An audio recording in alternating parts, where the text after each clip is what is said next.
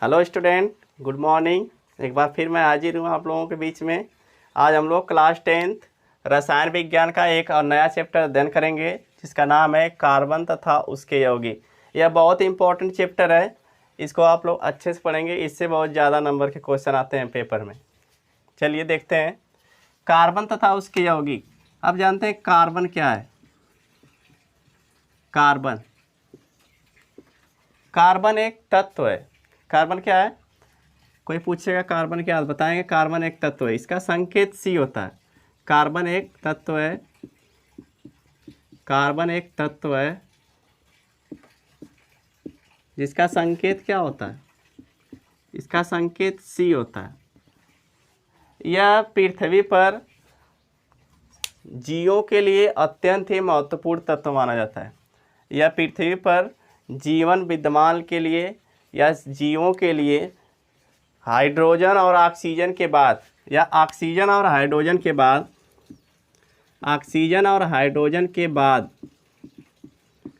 Carbon तीसरा सबसे महत्वपूर्ण तत्व है। ऑक्सीजन और हाइड्रोजन के बाद कार्बन तीसरा सबसे महत्वपूर्ण तत्व माना जाता है। कार्बन तीसरा सबसे महत्वपूर्ण तत्व है। यह पृथ्वी पर सभी सजीवों तथा निर्जीवों एवं भूपर्पटी में विद्यमान होता है। यह वायुमंडल में हर एक जगह, अधिकतर जगह पाया जाता है। जैसे बात करेंगे, यह भूपर्पटी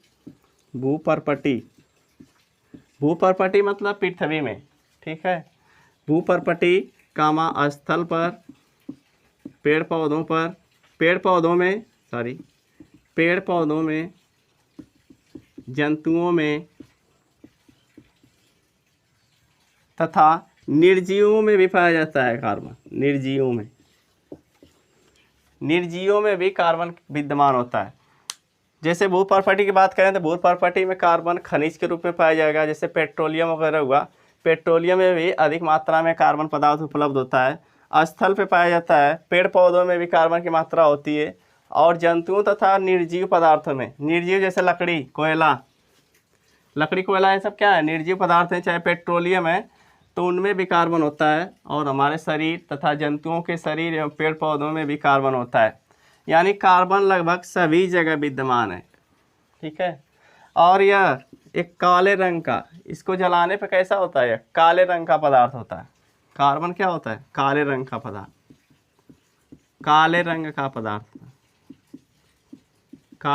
पदार्थ है, ठीक है। नोट करेंगे इतना।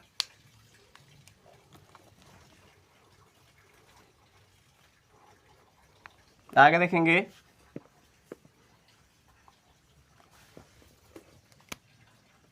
कार्बन का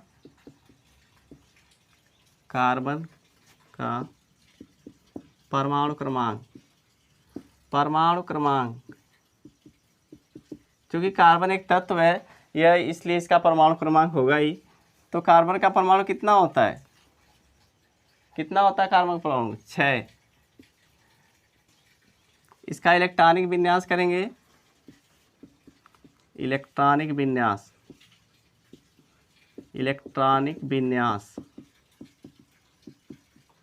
क्या हो जाएगा? बोरबरी के नियम के अनुसार 2 और 4। पहली कक्षा में 2 इलेक्ट्रॉन, दूसरी कक्षा में 4 इलेक्ट्रॉन होते हैं, ठीक है। sp-df इलेक्ट्रॉनिक विन्यास करेंगे तो 1s2 2s2 2p2 होता है।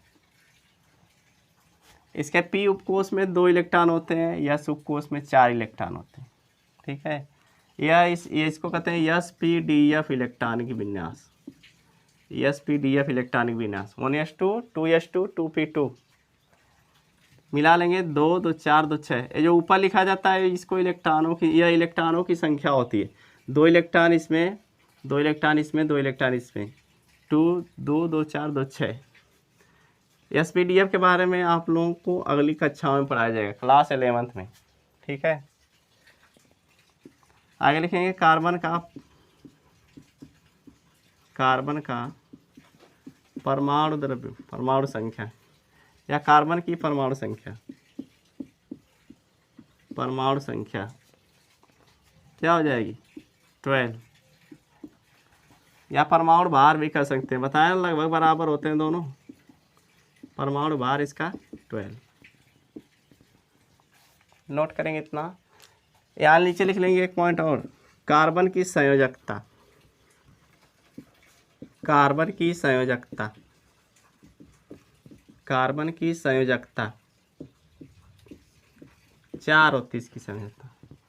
यह 4 लोगों से 4 बॉन्ड बनाता है, जिसके कारण तभी इसका अष्टक पूरा होता है, क्योंकि इसके बाहरी कक्षा में 4 इलेक्ट्रॉन होते हैं और 4 और इलेक्ट्रॉनों की कमी होती है इसको अष्टक पूरा करने के लिए। इसलिए यह कार्बन परमाणु 4 अन्य लोगों से जुड़ता है, अगल बगल 4 बॉन्ड बनाता है, इसलिए कार्बन की संयोजकता कितनी होती है 4। अब संयोजकता क्या होती है, किसी एक तत्व के दूसरे तत्व के साथ जुड़ने की जो क्षमता होती है, जो पावर होता है उसका, कि यह कितने लोगों के साथ जुड़ सकता है, वही उसकी संयोजकता होती है। तो कार्बन मैक्सिमम 4 लोगों के साथ जुड़ सकता है, अपने अगल बगल या अपने चारों तरफ मैक्सिमम 4 लोगों से जुड़ सकता है, इसलिए इसकी वैलेंसी क्या होती है, इसकी वैलेंसी या इसकी संयोजकता होती है 4। इसको याद रखेंगे, महत्वपूर्ण है, बार बार इसका उपयोग आएगा कि कार्बन की संयोजकता कितनी होती है, तो बताएंगे 4 होती है। क्यों होती है, क्योंकि इसको 4 इलेक्ट्रॉनों की कमी होती है, तो यह 4 इलेक्ट्रॉन किसी से लेकर या किसी के साथ साझा करके अपना बॉन्ड पूरा कर लेता है, अष्टक नहीं, अष्टक पूरा कर लेता है। ठीक है, यहाँ ऊपर लिख लेंगे एक पॉइंट और, पूछा जाता है कार्बन में कौन सा बंध पाया जाता है, लिखेंगे कार्बन में सहसंयोजक बंध पाया जाता है, कार्बन में सहसंयोजक, कार्बन में सहसंयोजक बंध पाया जाता है, कार्बन में सहसंयोजक बंध पाया जाता है। इम्पॉर्टेंट है, इसको अंडरलाइन कर लेंगे। पूछा जाता है कार्बन में कौन सा बंध उपस्थित होता है, बताएं कार्बन में सहसंयोजक बंध पाया जाता है, या कार्बन किसी के साथ सहसंयोजक बंध के द्वारा जुड़ता है, दोनों कह सकते हैं। इंग्लिश में कोवैलेंट बॉन्ड कहते हैं, कोवैलेंट बॉन्ड। अब सहसंयोजक बंध क्या होता है, इसको जान लेते हैं थोड़ा सा। जब 2 परमाणुओं के मध्य, या ऐसा बंध जो 2 परमाणुओं के मध्य इलेक्ट्रॉनों के परस्पर साझेदारी के फलस्वरूप बनता है, तब उसे कहते हैं सहसंयोजक बंध। ऐसा बंध जो 2 परमाणुओं के मध्य, मान लें 2 परमाणु ए और बी हैं, तो दोनों आपस में क्या करेंगे, इलेक्ट्रॉनों का साझा करेंगे। मान लीजिए एक इलेक्ट्रॉन यह यहाँ दे रहा है, तो एक इलेक्ट्रॉन यह देगा इस तरह। अब दोनों इस प्रकार क्या करेंगे, अपने इलेक्ट्रॉन का साझा करेंगे और इन दोनों आपस में बंध बना के इस तरह जुड़ जाएंगे। तो इस प्रकार यानी इलेक्ट्रॉनों के साझेदारी के फलस्वरूप जो बंध बनता है उसको कहते हैं सहसंयोजक बंध। सहसंयोजक बंध मुख्यतः 3 प्रकार से होता है। पहला होता है सिंगल बॉन्ड, दूसरा होता है डबल बॉन्ड, तीसरा होता है ट्रिपल बॉन्ड। जब 2 परमाणुओं के मध्य 1 इलेक्ट्रॉनों की साझेदारी होगी, जब 2 परमाणुओं के मध्य 1 इलेक्ट्रॉनों की साझेदारी होगी, 1 इलेक्ट्रॉनों की साझेदारी, तब उनके मध्य सिंगल बॉन्ड। जब 2-2 इलेक्ट्रॉन की साझेदारी होगी, 2 इलेक्ट्रॉन की साझेदारी, तो डबल बॉन्ड। जब 3-3 इलेक्ट्रॉनों की साझेदारी होगी तो ट्रिपल बॉन्ड बनता है। तो सहसंयोजक बंध कितने प्रकार का होता है, तो 3 प्रकार का, single bond, double bond, triple bond, या इसको हिंदी में कहेंगे एकल बंध, द्विबंध और त्रिबंध। नोट कर लेंगे।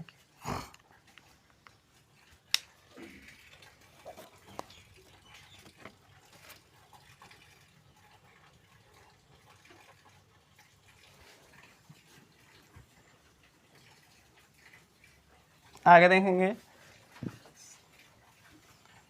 कुछ अणुओं में सहसंयोजक बंध का निर्माण, लिखेंगे कुछ अणुओं में सहसंयोजक बंध, कुछ अणुओं में सहसंयोजक बंध, सहसंयोजक बंध हेडिंग लिखेंगे covalent bond in some molecules. जैसे देखेंगे इसमें पहला हाइड्रोजन, ये हाइड्रोजन का जो अणु है, ये हाइड्रोजन का अणु है, इसमें कैसे बंध बना, मतलब ये अणु कैसे बना होगा, यहाँ पे एक हाइड्रोजन परमाणु, एक हाइड्रोजन परमाणु। चूँकि दोनों हाइड्रोजन परमाणु के पास एक एक इलेक्ट्रॉन होते हैं, इसलिए अपन इसमें क्या करते हैं सब, एक इलेक्ट्रॉन इसका और एक इलेक्ट्रॉन ये वाला इसका, दोनों आपस में साझा करके और एक अणु का निर्माण करते हैं इस तरह। तो जब एक एक इलेक्ट्रॉनों का साझा हुआ तो यहाँ कैसा बंद है, सिंगल बंद। आगे देखेंगे नाइट्रोजन अणु का निर्माण। नाइट्रोजन अणु का निर्माण कैसे हुआ होगा, यानी N2 कैसे बनता है, एक नाइट्रोजन दूसरा नाइट्रोजन। चूँकि नाइट्रोजन का परमाणु क्रमांक 7 होता है तो इसके बाहरी कक्षा में 5 इलेक्ट्रॉन होते हैं, इसको 3 की कमी होती है। एक परमाणु को 3 की कमी है तो 2 परमाणु है तो दोनों को 3 की कमी है, तो क्या करेंगे 3 ठो देर ले नहीं करते हैं, ये 3 इलेक्ट्रॉनों का साझा कर लेते हैं। इसके पास 5 है तो 2 यहाँ रहेगा और 3 इलेक्ट्रॉन यह अपना इधर साझा करने के लिए आगे करेगा। ये अभी इसके पास भी 5 है तो यह 2 इलेक्ट्रॉन अपना पास रखेगा और 3 इलेक्ट्रॉनों को यहाँ बगल में साझा करेगा इसके साथ। तो इस प्रकार सबका देखेंगे कितना 8 हो जाएगा, 2 3 2 5 3 8, यानी इस तरह 8 इसका भी हो गया और 8 इसका भी हो गया। और दोनों के बीच में जब चूँकि 3 इलेक्ट्रॉन का साझा हुआ है इसलिए ट्रिपल बॉन्ड बनता है नाइट्रोजन के लिए। नाइट्रोजन अणु के मध्य ट्रिपल बॉन्ड बनता है इस प्रकार। इसको चाहे तो इस तरह कर सकते हैं आप। आगे देखेंगे ऑक्सीजन अणु का निर्माण। ऑक्सीजन अणु का निर्माण कैसे होता है, क्योंकि ऑक्सीजन का परमाणु क्रमांक कितना होता है, 8 होता है, 2 और 6। इसके बाहरी कक्षा में 6 इलेक्ट्रॉन है। एक ऑक्सीजन परमाणु के 2 की आवश्यकता है, यानी 2 इलेक्ट्रॉन का अष्टक पूरा करने के लिए। इसलिए क्या करेंगे, दोनों ऑक्सीजन परमाणु आपस में द्विबंध द्वारा जुड़ जाते हैं। कैसे जुड़ते हैं, मान लीजिए 2 2 4 2 2 2 4 इसका हो गया, 2 6, 2 ठो यहाँ दिखा रहे हैं इसका। प्रत्येक के बाहरी कक्षा में कितना इलेक्ट्रॉन, 6 इलेक्ट्रॉन, तो इस तरह दिखा दिए 2 2 4 2 6। इसका भी 6 ठो दिखा दीजिए दूसरे साइन, इस तरह 6 हो गया। अब आपस में क्या करेंगे, साझा कर लिए 2 2 इलेक्ट्रॉन का इस तरह, इस तरह, और आपस में 2 बंध बना के जुड़ जाते हैं। 2 बंध क्या दर्शा रहा है कि दोनों के बीच में 2 2 इलेक्ट्रॉनों की साझेदारी हुई। इस तरह कुछ परमाणुओं में या कुछ अणुओं में सहसंयोजक बंध का निर्माण होता है। चलिए आगे देखते हैं।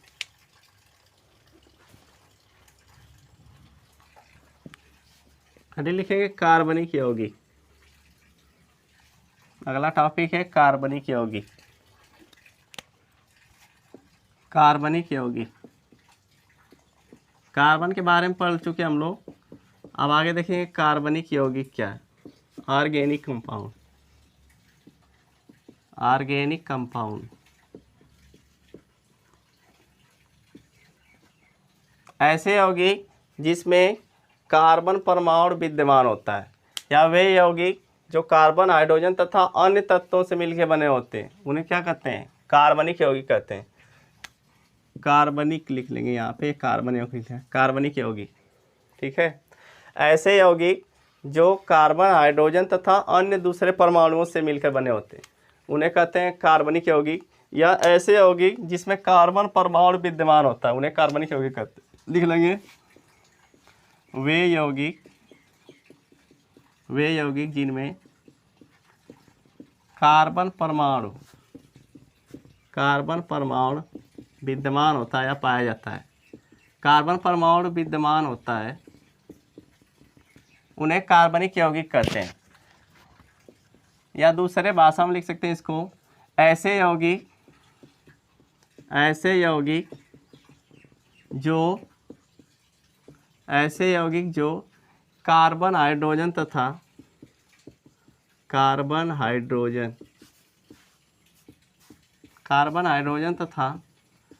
अन्य परमाणुओं से मिलके बने होते हैं। तथा अन्य परमाणु में कुछ भी हो सकता है, ऑक्सीजन, नाइट्रोजन, सल्फर, कुछ भी हो सकता है। अन्य परमाणुओं से मिलकर बने होते हैं, उन्हें क्या कहते हैं, कार्बनिक यौगिक कहते हैं। जैसे लिखेंगे, जैसे हो गया मेथेन, जिसको कहते हैं CH4, मेथेन हो गया, एथेन हो गया, C2H6 कहते हैं। बहुत सारे यौगिक हैं organic compound, methane, ethane, CO2 हो गया। आगे लिख लेंगे चीनी का सूत्र C12H22O11 हो गया। अब इसमें देख रहे हैं यहाँ पे C और O आ गया, तो ये भी एक कार्बनिक कंपाउंड है। यहाँ पे कार्बन है, हाइड्रोजन है, ऑक्सीजन है, ये भी क्या है, कार्बनिक कंपाउंड है, इसको चीनी कहते हैं। C12H22O11। ग्लूकोज का देखेंगे C6H12O6 होता है, यह ग्लूकोज होता है। ग्लूकोज और फ्रक्टोज का एक ही फार्मूला होता है, बस उसके स्ट्रक्चर में चेंज होता है। C6H12O6 ये फ्रक्टोज, दोनों का फार्मूला सेम होता है, बस इसकी संरचना में चेंज होता है। ठीक है, नोट कर लेंगे। ये सब क्या है, बहुत सारे कार्बनिक कंपाउंड, जितने भी वसाएं हैं, चाहे प्रोटीन्स हैं, चाहे विटामिन्स हैं, चाहे न्यूक्लिक एसिड्स हैं, चाहे एंजाइम्स हैं, हार्मोन्स हैं, ये सभी क्या है, ऑर्गेनिक कंपाउंड ही या कार्बनिक यौगिक ही हैं। ठीक है, आगे लिखेंगे कार्बनिक रसायन। कार्बनिक यौगिक के बाद अब अभी लिखेंगे कार्बनिक रसायन। कार्बनिक रसायन, ऑर्गेनिक केमिस्ट्री किसको कहते हैं, ऑर्गेनिक केमिस्ट्री।